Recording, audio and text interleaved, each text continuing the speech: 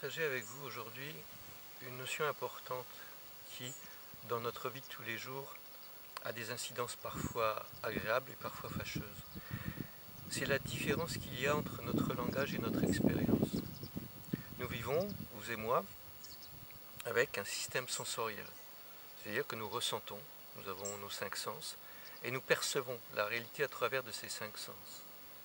Puis ensuite, pour pouvoir échanger, communiquer avec autrui, nous avons créé le langage.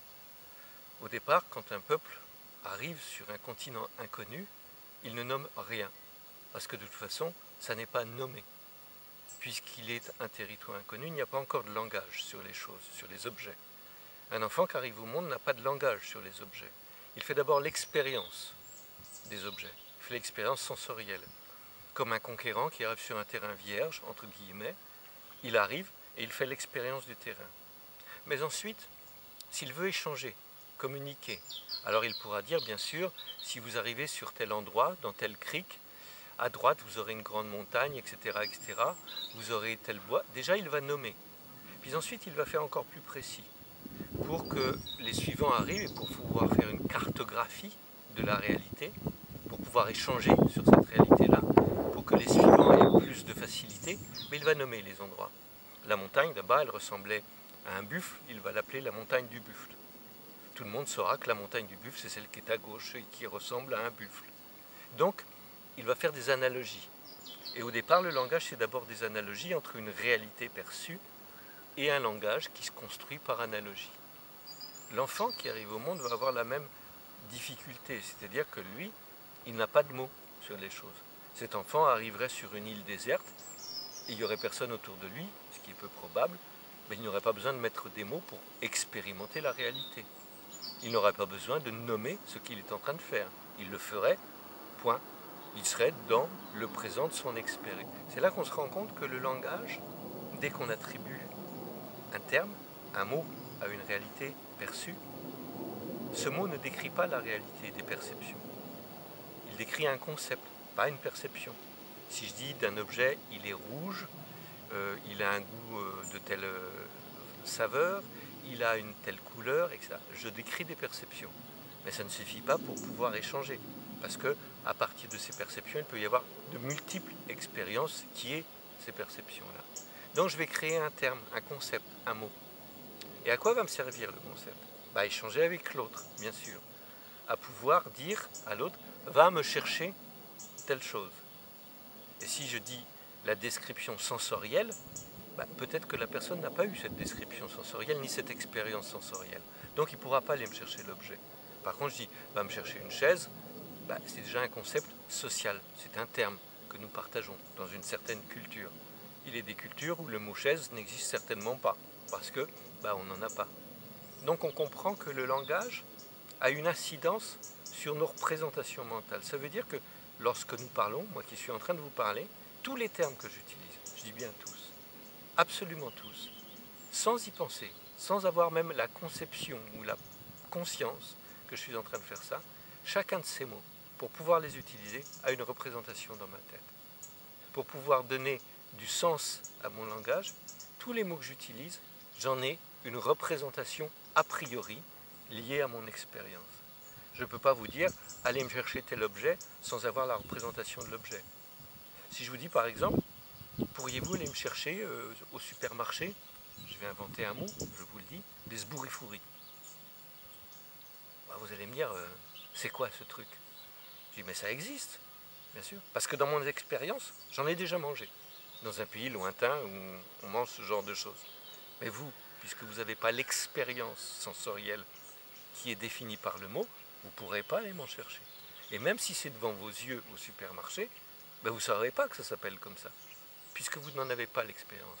Il faudra qu'à un moment donné, je vous dise, ah, vous voyez, et que vous trouviez par exemple dans le supermarché une étiquette marquée sbourifouris, avec en dessous les légumes en question, ou les fruits, je ne sais pas exactement, vu que c'est inventé, de toute façon. Okay.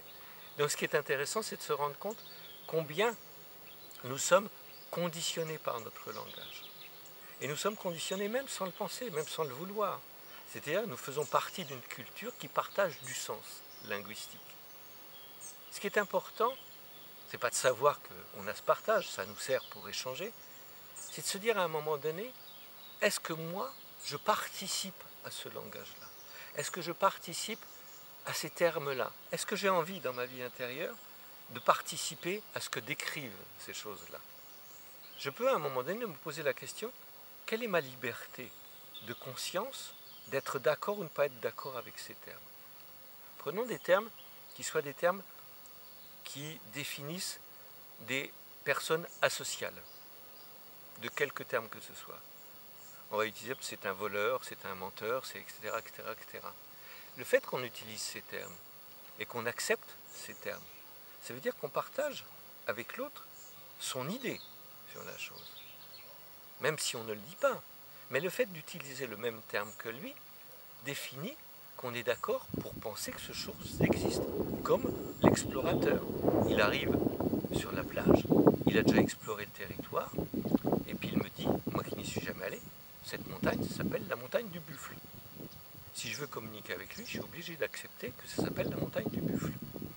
Tant que c'est pour une montagne, ce n'est pas un souci. Mais si cette personne utilise des termes pour exclure, pour faire en sorte de jeter l'opprobre sur une personne, il est ceci, il est cela, ils utilisent des termes. Est-ce que je vais participer à faire en sorte de continuer à nommer ces personnes de cette manière-là? Si je continue à nommer cette personne de cette manière-là, si par exemple on dit « cet enfant est un rêveur », ok, ah bah oui, il est un rêveur, etc., etc. Si je considère que comme l'autre, ce terme convient à cette personne, je vais donner une étiquette à cette personne. Je vais la nommer comme telle. Et tout d'un coup, si une personne, deux personnes, trois personnes, 10, 15, 20 personnes partagent ce même terme sur cette personne va devenir ce que les autres ont décidé qu'il soit. Et sa liberté va être restreinte. Moi je dirais oui, il a une tendance au rêve, parfois. C'est un rêveur? Je n'en sais rien.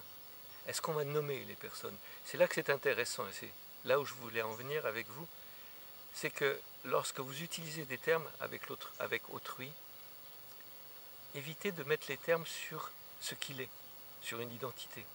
C'est juste des processus momentanés, provisoires, transitoires. Ne nommez jamais l'autre tel qu'il est, parce que pouvons-nous savoir de ce qu'est l'autre? Puisque nous-mêmes, pouvons-nous définir ce que nous sommes? J'aime bien dire de temps en temps,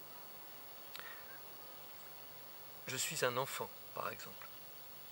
Et lorsqu'on est adulte, dire, est-ce que je suis un ancien enfant? Non, je ne suis pas un ancien enfant, je suis devenu un adulte. Et si je suis un vieillard, est-ce que je suis un ancien adulte? Est-ce que ces mots définissent des choses continues? Aucun de ces mots ne définit quelque chose de continu. Un mot ne définit qu'une réalité transitoire, passagère. Même si c'est quelque chose qui dure à travers le temps. Même si c'est quelque chose qui est un comportement et qui est lié à un comportement, ce comportement de cette personne ne se fait pas tous les jours, tout le temps, 24 heures sur 24. C'est par moment.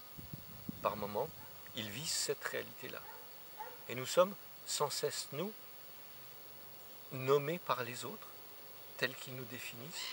Il est important de leur dire, oui, ok, j'ai cette tendance parfois, j'ai parfois cette envie-là.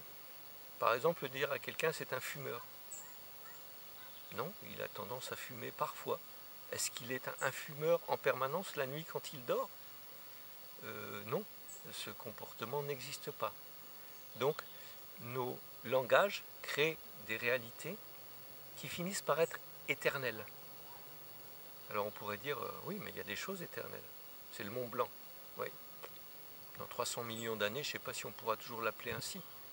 Et je vais conclure en disant la chose suivante. À l'époque où les eaux envahissaient à peu près tous les continents, il y a quelques millions d'années, où était la Méditerranée? Merci à vous.